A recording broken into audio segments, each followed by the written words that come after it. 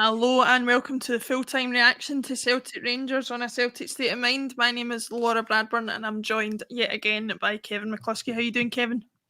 Oh, I'm doing good. Yes, that was our most Uh, enjoyable 90 minutes. It was a most enjoyable 90 minutes. Perhaps not the rip-roaring second half that we were hoping for at half-time, but give me your thoughts in the second half. What did you think of that? I thought it kind of.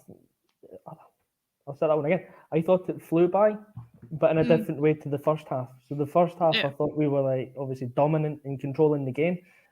Second half, it was 15 minutes to go before I realised it. We didn't maybe offer that much in the game, or in the second half, but neither did Rangers. We allowed them a lot more of the possession. We lowered our intensity. They just sat back, soaked everything up, and I mean, again, kind of looking through notes, and all my notes are substitutions or yellow cards. There was no real chances until maybe Goldson's right at the very end. It was such a comfortable second half. Yeah.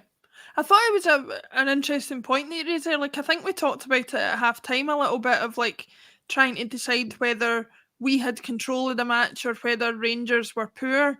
And I think one thing that I certainly saw from the second half was that we could have allowed Rangers a lot more of the ball and they still weren't able to create chances. Do you think that was a big factor in it? Yeah, like you say, second half, I think Ryan Jack made a big difference for them coming on. He seemed to offer a lot more in the midfield for them.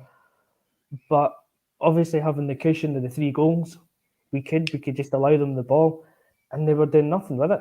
Ryan Kent did nothing. Anytime he was getting forward, his final ball was really poor. Diallo, who I was kind of looking forward to seeing how he would perform in the first half, did nothing.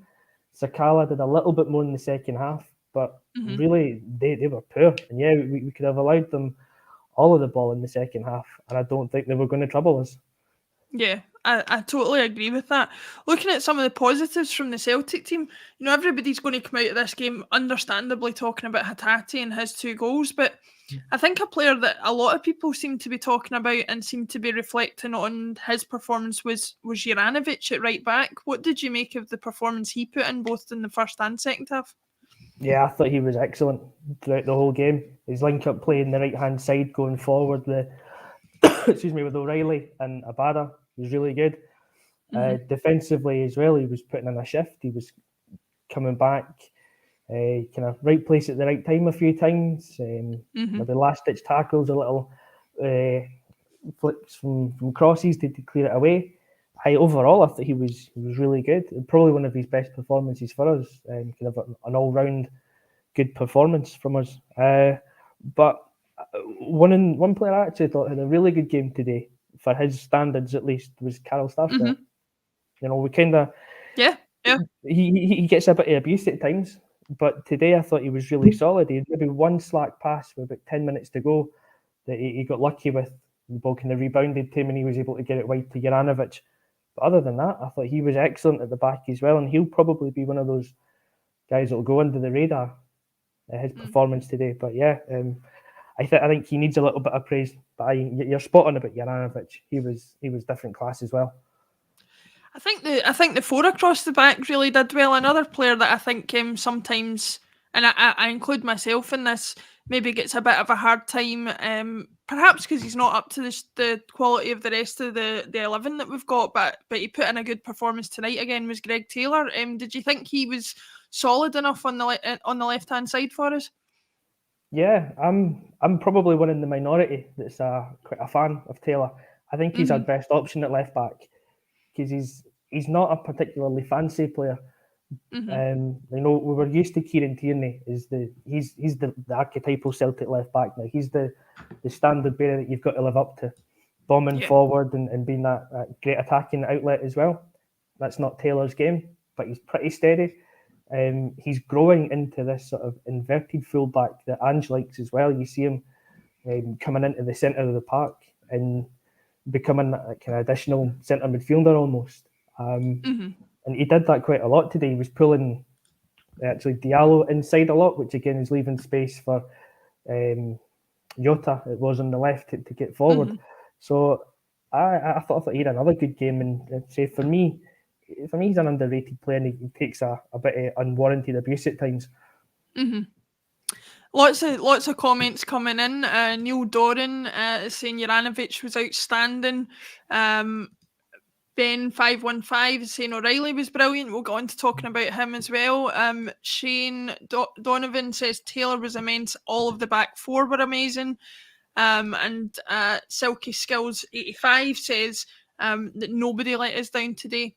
Fair play to all of them. And Stuart Cameron's just saying to you, Kevin, that well said, Starfelt finally had a good game, which I think he certainly, proved his worth tonight. He proved he was part of this unit at the back four that really shut down a lot of what Rangers were trying to do. But obviously a lot of what we do is about keeping going forward, keeping the pressure up, going forward, which is a great skill of ours. Looking at the forward line, obviously going back again to talk a little bit about the star man Hatate. I can't remember having such a defensive midfielder for us who's also, I wouldn't even say defensive because he does get forward, but he seems to be able to do so much, and yet he's such a goal threat as well. Do you think he, what is your opinion of, or your understanding of what his position is? Because sometimes I find it hard to pin down exactly what kind of midfielder he is. Yeah, I think it becomes difficult these days because we've got players that are a number 6 and number 8s and 10s, and I think it gets confusing, a lot of the maybe new terminologies of what a player is. For me, Hatate is just a central midfielder. I mean that in the nicest way possible. He plays in the centre of the midfield, and he does everything in there that you want a centre midfielder to do. He can tackle, he can cover the ground, he can pass, he can shoot. He's the complete central midfielder. Yeah, I think he is, like, it's that kind of thing of the archetypal, like, box to box midfielder. I think you would say like a Roy Keane or something like that. He's that kind of mould, but he's certainly settling in. He's the closest that we've had to a Stan Petrov probably since then. Yeah, that was his role, that kind of box to box midfielder that did everything, had a bit of dig defensively, and fantastic going forward. That's actually a really good shout. I hadn't even thought of that comparison, but he is a bit like a Stan Petrov, and something that actually, a type of player I don't think we've had since Stan Petrov, and that's what, going on 15 years now, which is horrible to think about. But looking at the up front as well, I know that Giakoumakis had his fair share of chances. Some of them he missed tonight, some of them he didn't, but I still felt that he played a role in keeping the defence busy for Rangers. Do you think there's a role for him, even if he isn't chipping in with goals constantly? Do you think he still provides something for the team to play around and to work around? I think there is. Like, in the preview we were saying that I think there's a player in there with him, but he just hasn't shown it enough. He did against Hearts, and he was in a physical confrontation in that game, and he stood up to it, and he was more than a match. And I think it was the same today. It was a physical confrontation up against Goldson and Bassey at the back for Rangers. Excuse me. And he matched him for the time he was on. His movement was good for the 3 chances that he missed. And you've got to say that a good striker gets in there he's there to miss them, basically. If one of them then goes in, that changes his game entirely. Yeah. And he maybe goes on and gets another couple. I think there is a role for him. I think he needs more games to grow into the team. But if he can keep on performing at the level he did today, then he could be a really good asset for us going forward. Yeah, I think he could be as well. I think, like you say, you can't. Sometimes when they're just not going in for you, the best you can say is that he's in the position, because those chances will start going in, even if they hit off him and go in. He'll find his form eventually. Brian Maku says GG was very unlucky tonight. He looked deflated when he came off, but enjoying himself at the end, encouraging Hatate to join in. That's one thing I wanted to say to you as well, Kevin. Is like, I noticed it with quite a few of the interactions I've seen post games and stuff like that in the past couple of weeks. I saw it when Doak came off after his debut, that Jota and Abada, Jota and Juranovic were being very encouraging to him.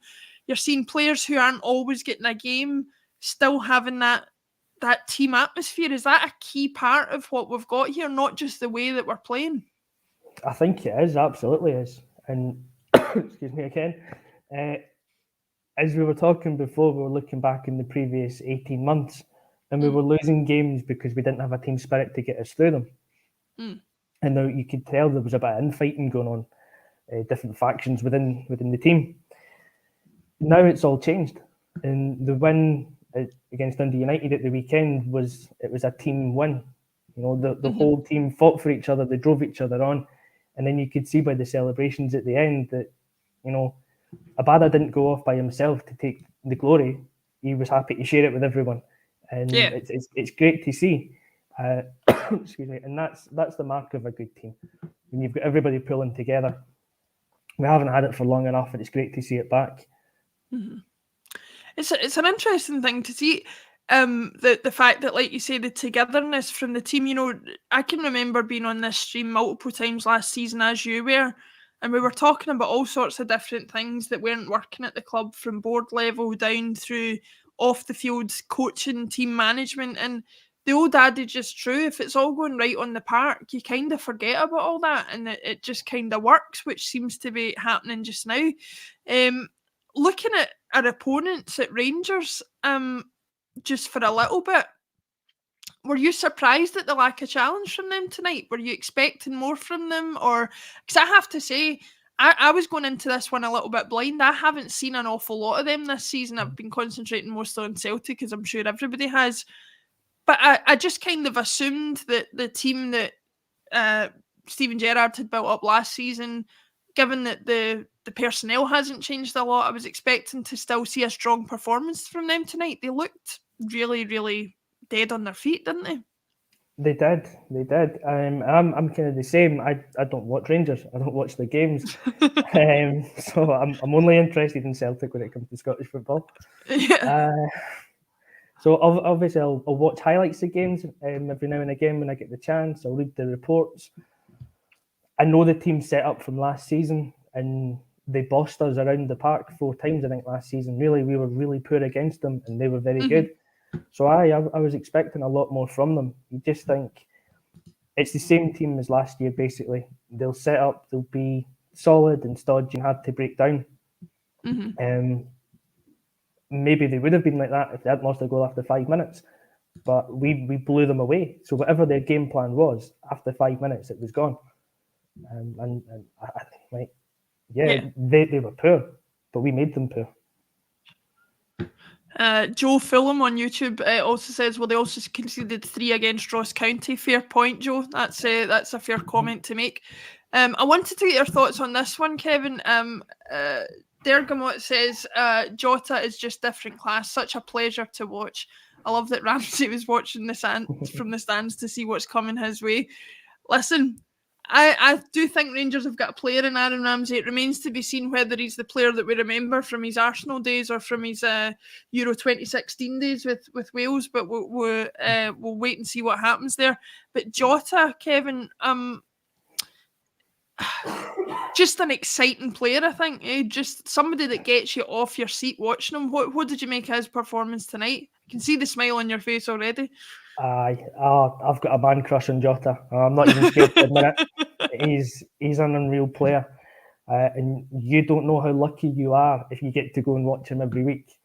Yeah. You know, being out here in Hungary, I've only seen him live in the flesh once, and that was when we played Ferencváros. And it's the little things that he does that impress me immensely. You know, you watch a game on the TV, and you're seeing these main actions. Excuse me. But when you watch him again, if you just watch him for 5 or 10 minutes, his movement is unreal. He's always on the move looking for space. When the ball comes to him, it's the deft touches that take a player out the game or that just set something up. He's so alert that, I mean, if we make one signing in the summer, it has to be him. If we only made one, it would have to be him. He's just such a great player. As you say, he's a guy that gets you in your seat at first to go to the game and then out your seat because you're so excited to watch him. Yeah, it's been an absolutely unreal time to have him with us.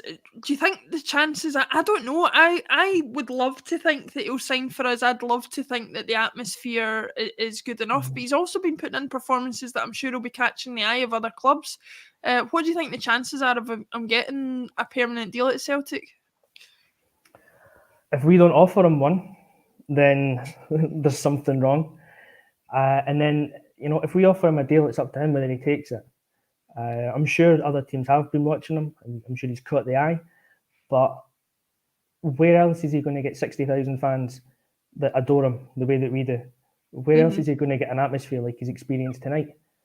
If he goes back to Benfica, I'm sure the derby against Sporting and against Porto is big, but I don't think it's as big as the Glasgow derby.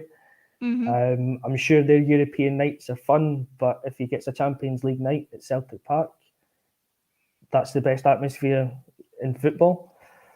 So I think, if he's serious about his career as well, Celtic's the place for him to go. He'll be a first team player next season. He'll be in the shop window, and if he wants to go to England after a year or two, he'll probably go with your blessing, as long as we're getting a good fee for him. But if we've got him just now, we've got him in the door, we should just lock it and don't let him out until he signs a contract. It's as simple as that. I don't know if that's legal, so we'll say we're not sure about that one. Aye, it might be kidnap, but it's all for a good cause.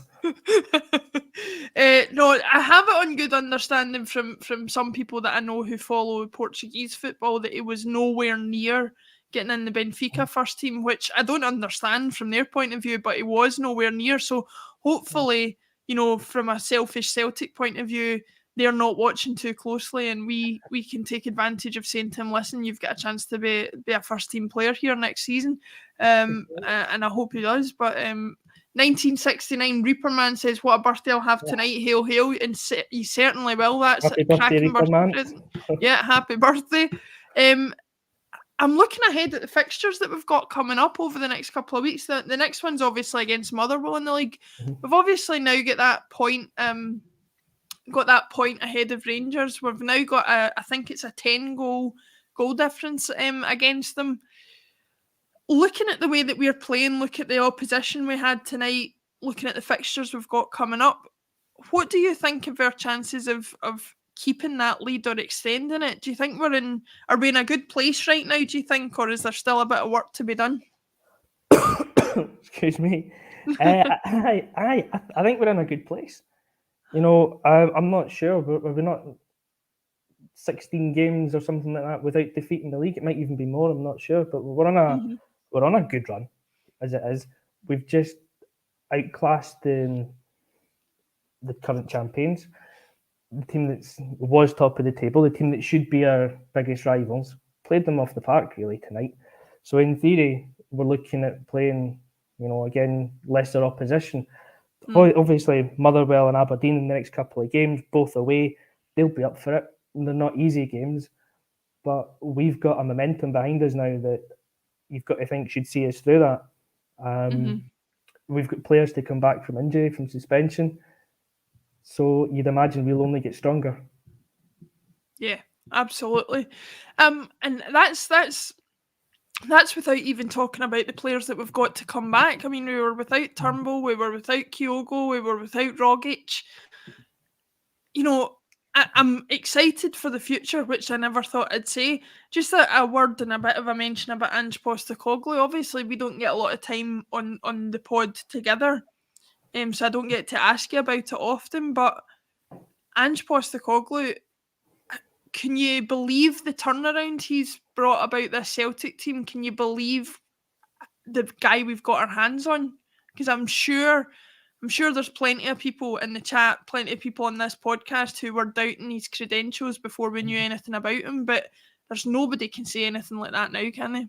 Oh, definitely not. No, I think we've surpassed our wildest dreams at the moment, really. It's the way we are. We've won the first trophy. We've overcome a dodgy part at the start of the season, and we've just grown and grown and grown as the season's gone on. He's rebuilt an entire squad that was falling apart at the seams. I think we were all kind of saying if we're in a competitive position come the new year, he's done a great job. Well, 2-3 games after the new year, we're top of the league. So, he's exceeding the expectation. Apparently, his first season is always his worst. So if this is as bad as it's going to get, bring on next year already. He's definitely. I think he's won over all the doubters that he would ever have had, and he's done it doing things his way, playing that football that he's wanted to play right from the start. So you've got to hand it to him for that. Yeah, Kevin M is agreeing with you on YouTube, saying this is the age of Ange. It certainly is. I think he said the other day that somebody asked him, you're known for flipping teams when you come in at first, and he did admit that this is maybe one of the biggest upgrades he's had to make in terms of signings and things like that. We were plenty warned by people who knew his football better from Japan and Australia, like you say, that this would potentially be the worst season that we would have. I think my only concern about Ange for the future is, or not about Ange, but for Ange for the future is that, like so many other Celtic managers before him, the only way he can be limited in what he can do is how limited the board's imagination is. Because I think what's clear to see is if you let Ange do what he wants to do, you're going to get results because he identifies good players, he brings them in at cheap money, and he gets them to play the football he wants. Do you think the Celtic board, for as inflexible as they've been in the past, can look at the performance of tonight, the performances of recent weeks, and say, this guy knows what he's doing, we have to back him to the full hilt? Or do you think, unfortunately, we're looking at history repeating itself? No, I think they've got to back him. Everything that he's done with whatever limitations he's had so far, it's just been success after success. And everything he's touched has turned to gold so far for us. I actually think, and a rare thing for me to think this, the board has backed him, and they have been good with Ange, because previously we would never have gone to Japan and signed 3 players, for example, or we would never have had 3 players from anywhere come in on the first day of the January transfer window. But Ange's gone in, he's told them straight off, these are the 3 that I want. They will fill gaps in the squad, get them in. And the board has backed them. They've done it. So I'd like to hope that would continue. And he's got the proven track record at the moment that he can spot a player and he can develop a player. So yeah, I'd like to hope it would continue, and starting with Jota being the first one in through the door, and then whoever else Ange wants, just go and get him. Don't forget Carter Vickers either. I'd love to see him come in the door as well. I'll second that one. Yeah, talking about those January transfers and the early way in which they were brought in, so often for Celtic, it's not a case where we bring in those early transfers and get our deals done early. How vital has that been, do you think, to the way that we've managed to pick up where we left off after the winter break? I think it's been good, yeah, for sure, because again, as you say, we normally leave it right until the end, and then we're scratching around and we're bringing in loan signings, and it's like sticking plasters that we're bringing in, players that aren't going to be there come the start of the following season. But this season, we've brought 3 players in on day one. They had a couple of weeks to train and get up to speed and acclimatise to Scotland, and they've been in the team from the first game back. Excuse me. So they've really become a part of the team straight away, and that's vital. That's huge, because we're now at the end of the window, and we're not having to integrate any new players. They're already got that couple of weeks, which I think makes a big difference. And we needed to add to the depth in the squad anyway. So actually getting them in at this time for the first time in a while, being proactive, it's paying dividends straight away. Absolutely is. Just wanted to put this one up from Owen McGrandles that did make me giggle. Imagine no possession. It's easy if you try. Yeah, I'm not trying to wind anybody up, but that did make me giggle a little bit, so I'll give him that.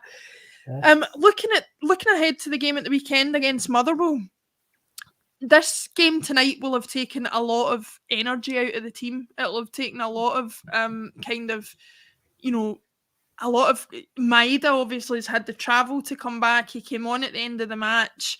You know, there was plenty of players who played the full 90 minutes, and even the ones who didn't were knocking their pan in, for want of a better expression, for most of the match. Do you think there's going to be a hangover effect going into the weekend, or do you think we're getting to that stage now that our fitness is carrying us through these fixtures? Mm-hmm. I think it's more the latter. I think the players are getting used to Ange's methods. Obviously I haven't been to a training session, but I imagine his training sessions are as intense as the games. So I would think the players are getting fit to last the games now. And I think we've seen it in every game really this season, and certainly since we've come back from the winter break, against Hearts and against Dundee United. This first hour of the game, we've gone out 100 miles an hour, really, not relenting, keeping that intensity going. And we've been winning the games mainly within that first hour. And then it's the same team basically that starts the next week. So I think now as well, with having the 5 subs we've got, he is actually able to rotate within the game, which is allowing them to play the same or majority of the same starting 11 week in, week out, which is again another good thing that builds consistency within the team selection. Yeah, it's a massive, massive feature. It's something that we're crying out for. I remember early on in Ange's phase as manager, you know, he was struggling to get that 11 together because of lack of match fitness, injuries, all that kind of thing. And the fact that we've now got what we would call a recognised, not even a recognised back four, but a recognised 11, it's really doing us a lot of good benefit. And yeah, the other thing I really like about it is that we seem to be able to swap players in and out without too much drop off in the standard of play, which is not always something that we had in the last couple of seasons, where there was such a massive dearth in talent between what you had on the pitch and what you had on the bench.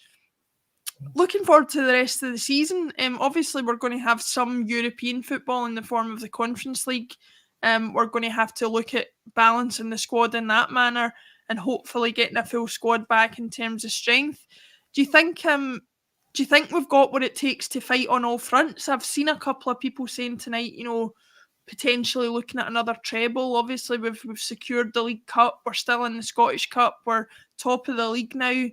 What are the chances of us sweeping the board, do you think? Or am I on cloud 9 after that result tonight? Possibly a little bit of cloud 9, but why not? After this, why not?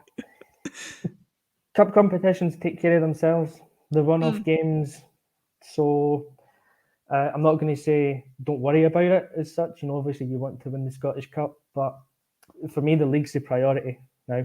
So if we are going to prioritise one tournament over any other, it should be the league. Yeah. I don't see how or why we can't win the treble, to be honest, because I think we're good enough to beat every team in the country. So in theory, why not go for a treble? And in terms of Europe, I kind of feel now it's a competition too far in a sense, because you know this is the third European competition we've been in this season or something like that. It's crazy. So I want us to do well in that competition as well. I think we can. I think we can get past Bodo Glimt, and then we'll see who we get in the next round. But again, I wouldn't be heartbroken if we went out after that. As long as we're able to focus on the league and we don't take our eye off that, that's the main concern for me. Yeah, I think a lot of people will agree with that. I think, you know, as much as we want to push ourselves forward and break new barriers in Europe, the league is always where it's going to be at for us. We've got another birthday boy in the chat. It's my birthday, born in 57, Mappy. We have 57 points. I believe this is a sign we'll win the league. I'm celebrating now.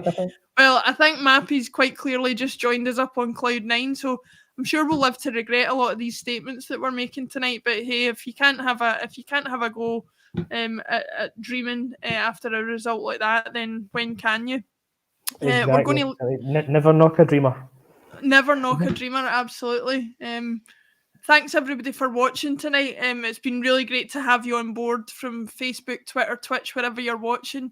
You can subscribe to a State of Mind YouTube channel to get more content from us, Celtic related and others. There's a fantastic interview with Alan Thompson up on the channel, so I would encourage you to get subscribed and get watching that. I'll leave you to your celebrations, whether they go into the wee hours or not, or whether you delay them to the weekend. And I'll say thanks to Kevin McCluskey for joining me on the show. Thanks again, Kevin. Yeah, cheers. Thanks for having me on. Thanks everybody, and hail, hail. We'll see you again soon. Yes. Hail, hail.